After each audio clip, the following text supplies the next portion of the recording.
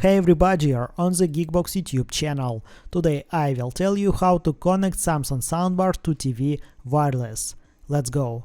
There are two ways to connect your Samsung Soundbar to your TV wirelessly. First way, Wi-Fi.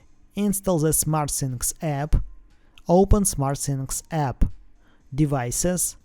Add. Samsung devices. Add. Soundbar. Add your soundbar to the apps and connect to Wi-Fi. Your soundbar and your TV must be connected to the same Wi-Fi network. Open the sound output on your TV.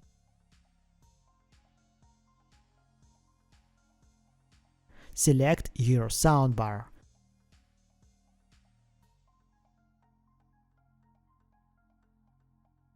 Second way, Bluetooth. Turn on the pairing mode on your Samsung soundbar. Open the Bluetooth settings on your TV. Enable device search. Choose your soundbar. That's it. Now you know how to connect Samsung soundbar to TV wireless.